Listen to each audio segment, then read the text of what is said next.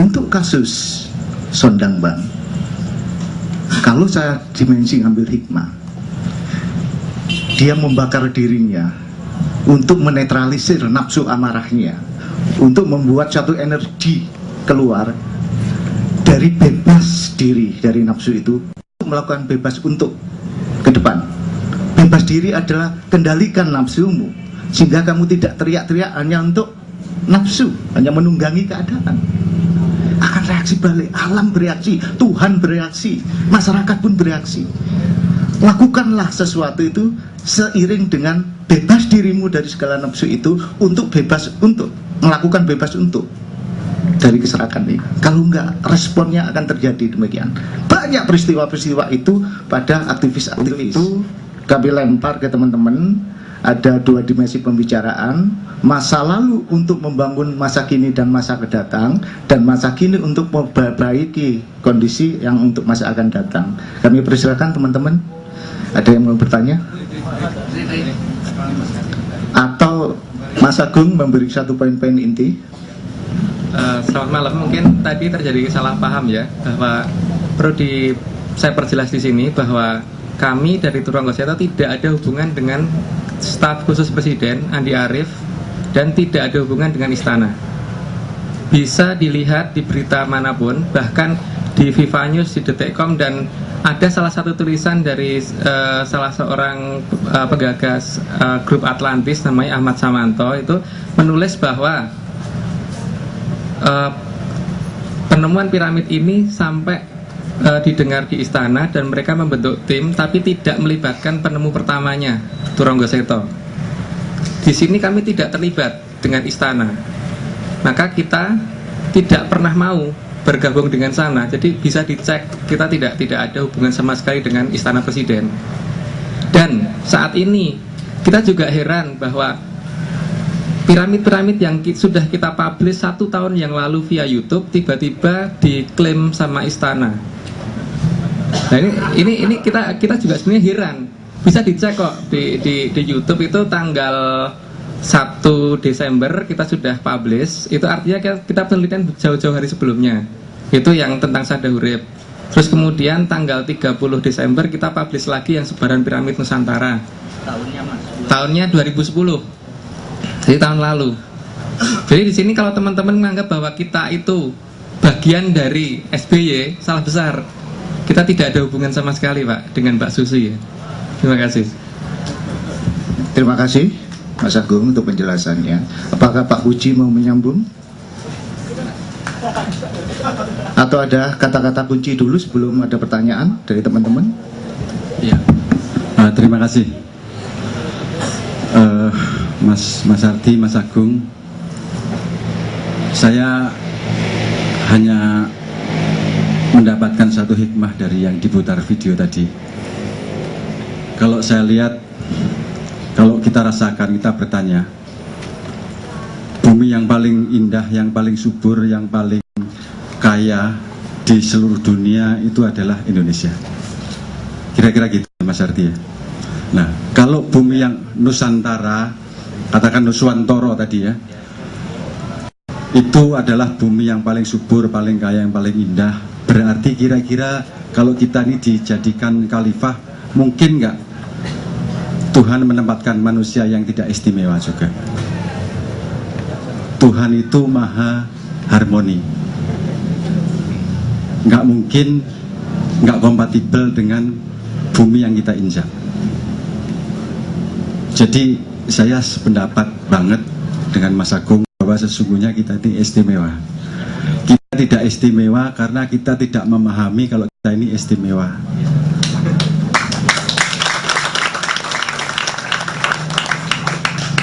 Dan kita sering salah seperti itu. Nggak mungkin ada mobil yang Mercedes kemudian velgnya baja atau kijang, nggak mungkin.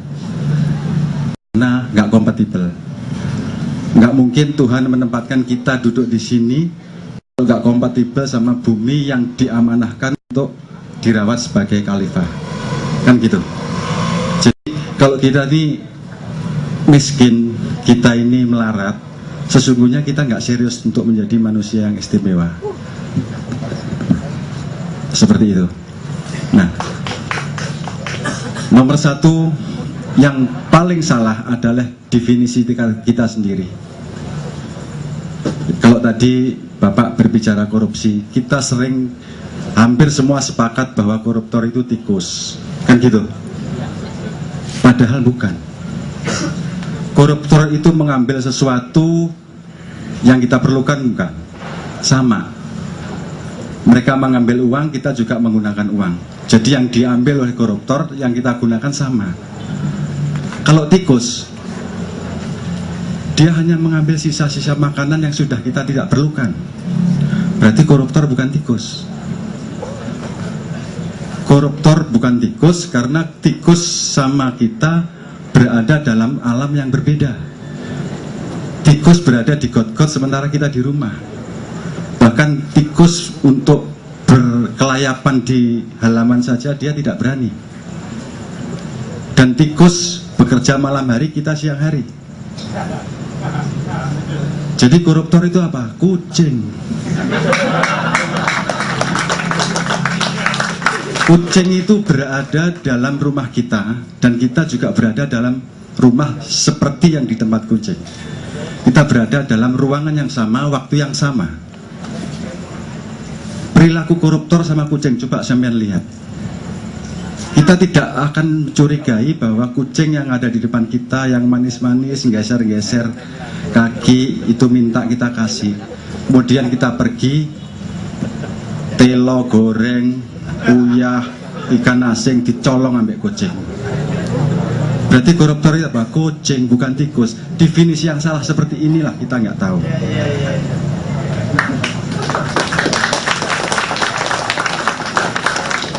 Jadi kalau koruptor kucing, kita disuruh untuk waspada, bukan curiga sama kucing. Dan kucing itu tahu bahwa dia nyuri, tahu. Tapi dia tidak merasa salah kalau dia nyuri. Kalau tikus, dia nggak punya hukum nyuri atau tidak nyuri. Kalau dia ngambil makanan yang ada di tempat kita, dia tidak nyuri. Wong, saya ngambil makanan cuman adanya di tempatmu, bukan di got, ya salahmu sendiri kamu naruh di situ. Dia tidak nyuri kalau tikus. Nah, definisi koran-koran seluruh Indonesia itu ya pokok kabeh saja. Koruptor dianggap tikus, ya apa sih? Koruptor itu kucing. Karena kucing itu tidak setia dengan orang. Dan kalau saya dikatakan jak puji kon asu, kon anjing, alhamdulillah. Karena anjing itu setia. Serius. Anjing itu punya manfaat terhadap kehidupan kita. Dia bisa menjaga, dia bisa kita suruh berburu, dan dia setia dengan orang yang dia anggap sebagai tuannya. Dia tidak mengkhianati, dia tidak mau mengambil, dia hanya memakan apa yang dia kasih. Kalau kucing enggak, apa gunanya kucing? Fungsional enggak ada. Beringas tok. Inilah salah definisi seperti ini. Jadi pertama kali kita benerin dulu definisinya, koruptor itu tikus apa kucing. Jadi besok kalau ada demo sampean protes, koruptor itu kucing, makanya hati-hati ambek kucing. Jadi kenapa tuh anjing itu dijelek-jelekan? Karena diharamkan. Kenapa diharamkan? Biasanya yang diharamkan itu baik. Loh iya, ikan, daging babi diharamkan, enak. Minuman keras diharamkan, nikmat karena dia istirahat hidup. Mabuk, kan gitu.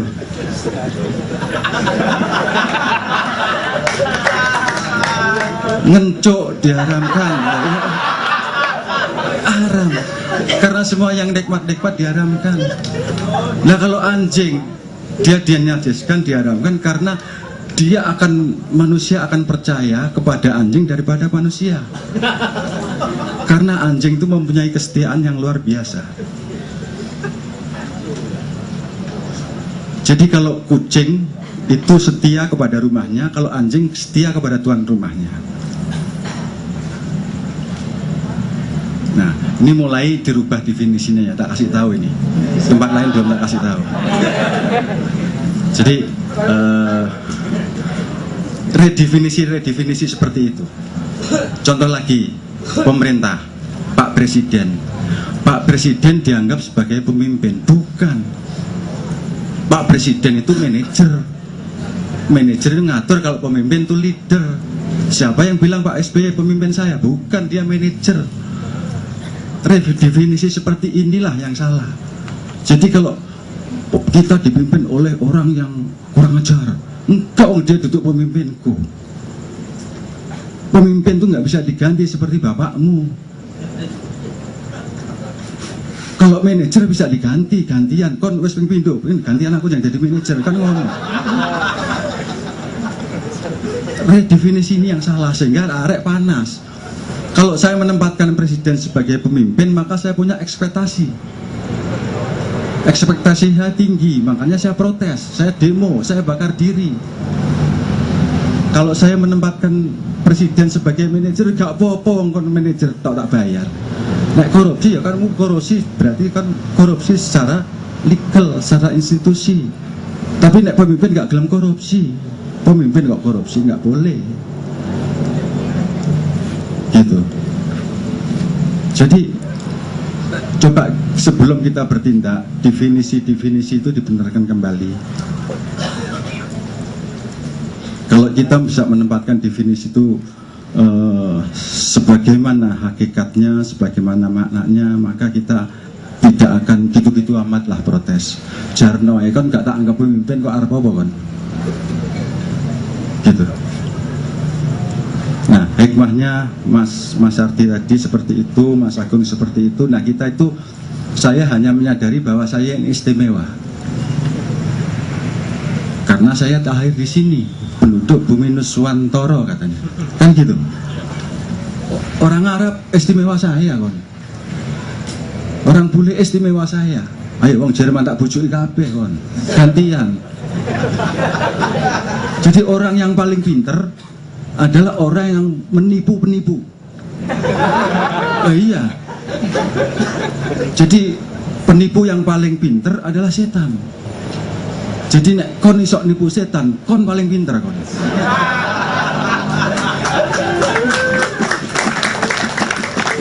Lah arek iki kan ditipu setan kabeh. Ayo awake dhewe belajar bareng-bareng nipu setan. Kalau kita ditipu sama manajer, nah saya nggak ngomong presiden, manajer, pejabat-pejabat itu manajer. Ayo kita tipu manajer gantian. Yang ditipu apa? Persepsi kita.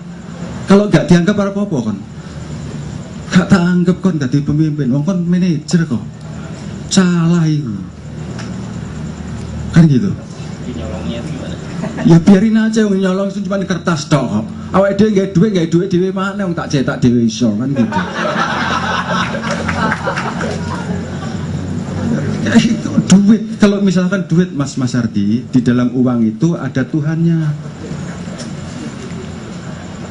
Dengan rahmat Tuhan yang Maha Esa, kan di situ. Jadi mereka kalau ngambil uang sesuatu nggak melibatkan Tuhan, berarti dia bolone siapa? Duduk bolone kini. Untuk mendapatkan uang itu adalah uang. Jadi gini, uang itu adalah alat yang dibuat manusia untuk kemudahan hidupnya. Nah, kalau hidupnya mudah, daripada aku nggak gedang tak ijolno gabah, mending aku tak ganti kertas saya. Jadi untuk kemudahan kehidupan. Nah, kalau yang dimudahkan hidup itu hubungannya sama Tuhan, berarti untuk mendapatkan uang itu mesti melibatkan Tuhan. Lah kalau enggak gimana? Ya jarno dhewe yang korupsi kan urusanmu karo Gusti Allah. Engko dadi kerake lho kon. Ha iki kerak maneh kon. Jadi kerak, nanti kerak lagi, keraknya di neraka sana. Nah, kira-kira hanya 2 negara yang mencetak uangnya dengan melibatkan Tuhan. Satu Indonesia dengan rahmat Tuhan. Yang kedua Amerika, US dollar. Tulisannya in God we trust. Tapi masih tinggian kita. Kita pakai dengan rahmat loh ya. Kalau mereka in God we trust, trust itu percaya. Jadi orang Amerika tahapannya masih percaya belum yakin, masih rendah kelasnya, makanya kita ini istimewa kan gitu. Singapura uangnya nggak ada Tuhannya, Malaysia nggak ada Tuhannya, Arab belas gak ono, golek ono rial tulisannya Tuhan lah gak ono. Indonesia top, makanya menang-menang sampean top, cuman gak kerasa aja sampean. Buktinya dibuktikan Mas Agung sedikit demi sedikit akan terkuat kalau kita ini istimewa. Nun sewu, sampean istimewa, saya istimewa. Jadi marilah kita berangkul-angkulan bahwa kita ini istimewa.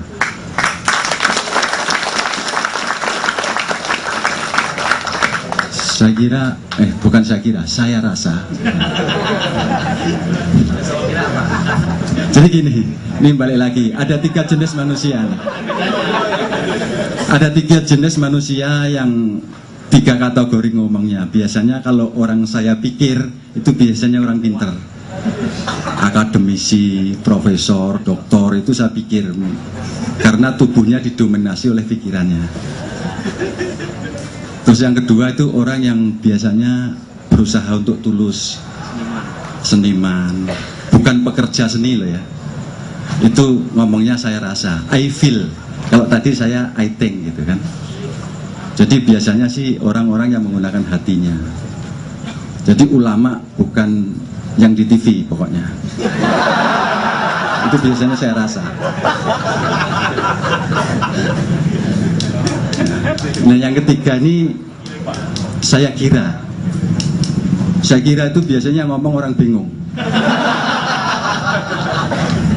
Saya ngomong orang bingung. Jadi biasanya politisi. Kayak gitu tuh saya kira. Jadi kalau ada orang ngomong di TV saya kira, wes gak tak rungok nih kan ngomong-ngomong aja. Kira-kira tok. Nah yang lucu ada yang bicara, saya kira kita harus loh, kira-kira kok harus gitu.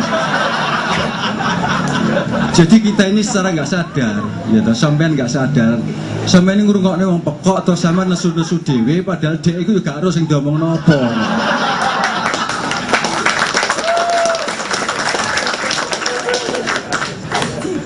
Kan gitu. Jadi sampean catat ya, Mas Agung ini saya rasa, karena dia merasa. Mas Ardi juga saya rasa, moga-moga mulai hari ini saya rasa ya. Saya kira menurut saya rasa, saya pikir itu masih oke lah. Pokoknya jangan kira mumet aku dan delok arek ini. Sandale dhewe lali kok saya kira. Iki kira-kira sandalku kok duduk.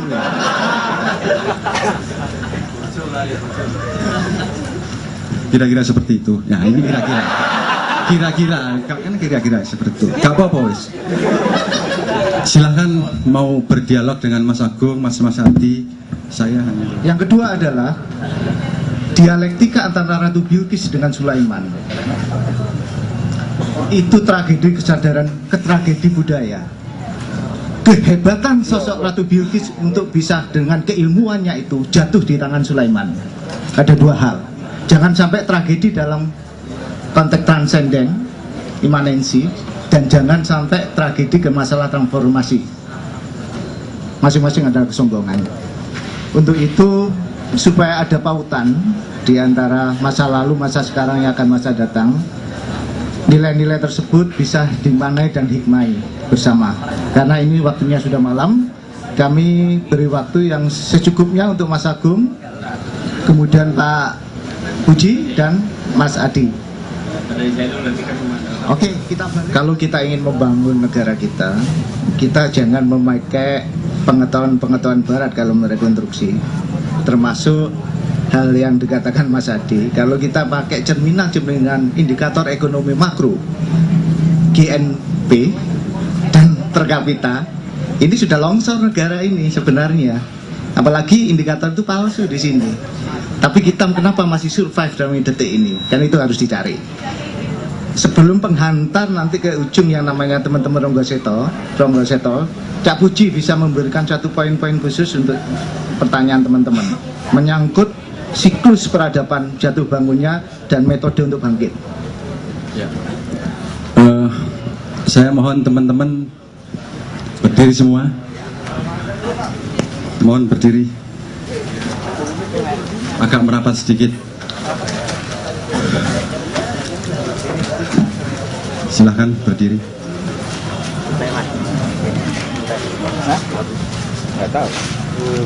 Mohon yang di belakang berdiri. Masuk ke dalam, jadi merapat kita agak lebih rukun, lebih kelihatan guyup begitu, monggo. Perutnya dirapat itu ya. Kerjaan dulu. Perutnya. Nah, alhamdulillah. Jadi kecuali yang beliau yang satu ini biarkan dia tidur biar menikmati ketidurannya. Ini secara tidak langsung saya ingin menunjukkan bahwa saya memerintah sampean. Saya nyuruh berdiri tidak untuk apa-apa. Maka silahkan duduk kembali.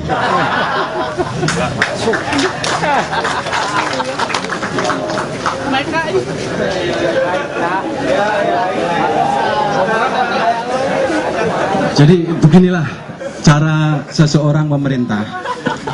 Seorang pemimpin itu menggerakkan dengan hatinya. Makanya tadi saya kepingin menggunakan energi kelembutan diri saya sehingga sampean mau tak suruh berdiri. Coba nih ngomong, ayo ngata kau kan, jangan gak gelem sampean. Kamu harus berdiri, nggak mau. Ini Estu ini sudah dia ngomongnya. Aku yang ngomongnya Estu soalnya. Jadi seperti itu. Sebenarnya kita sudah salah dari depan. Kalau pemerintah, presiden, DPR segala macam itu adalah sebuah lembaga yang resmi kan. Presiden kan disumpah ya. Presiden disumpah berarti diresmikan. Wakil presiden juga diresmikan. Anggota DPR juga diresmikan. Tapi sampean pernah nggak diresmikan jadi rakyat? Nggak pernah. Sampean hanya diresmikan sebagai penduduk. Kartu tanda penduduk. Berarti rakyat itu nggak ada sebenarnya. Nggak ada. Kartu tanda rakyat nggak ada. Jadi kalau kita berbicara rakyat, berarti nggak ada yang kita bicarakan. Wakil rakyat juga nggak ada yang diwakili, wong saya penduduk. Loh iya tak? Loh kita ini sudah salah di depan kok. Hampir banyak yang sekalian salah. Misalkan kayak surat izin mengemudi. Loh ya apa sih? Loh kalau saya pernah ditangkap polisi, ditanya SIM-nya, sampai sekarang saya nggak pernah punya SIM. Ini surat izin mengemudi. Loh kalau saya pakai mobil saya sendiri, saya izin sama siapa Pak? Kan gitu. Aku nggak perlu surat izin mengemudi, mobil ini perlunya bensin bukan SIM. Jadi siapa ngomong surat izin mengemudi? Kalaupun itu sampean sebut surat, salah wong itu kartu kok. Ini yang woplok tapi gak. Mau mata gue arah-arah. Jadi kita cobalah definisi sendiri-sendiri lagi, ditata persepsinya, karena persepsi itu mempengaruhi harapanmu. Harapanmu akan berimbas pada kekecewaanmu. Seperti itu. Jadi tidak perlu kita kecewa-kecewa banget sama Pak Presiden, karena Pak Presiden sendiri juga salah menempatkan dirinya. Presiden itu bahasa Latin penggalan dari dua kata, satu pre, yang kedua sedere. Pre itu sebelum, sedere itu duduk. Jadi presiden urusan kursi sama pantat, bukan urusan kepala. Loh iya, sedere itu duduk. Gak percaya sampean lihat kamus English into English. Jadi presiden urusan kedudukan, bukan urusan kepala. Itu salah. Lihat salah kok sampean ikuti, ya salahmu dewe kon kecewa. Aku gak pernah kecewa sama siapapun. Gitu loh. Jadi kita perlu memahami, oh iya arek iku anjane bener ya, anjane bener kon, kan ini salah. Tapi kon gak ngerti salah. Jadi kita ini, saya setiap hari itu tertawa terus ngeliat TV, tertawa terus ngeliat orang-orang berpidato. Jadi arek iki gak ngerti sing dibicarakan nih. Bahkan sama dirinya sendiri nggak pernah kenal. Nah terus gimana caranya? Kan gitu Mas Basardi. So what gitu kan? Gampang itu. Engkau tak kasih tahu. Sekarang Mas Agung dulu. Ya, terima kasih, selamat malam. Menjawab pertanyaan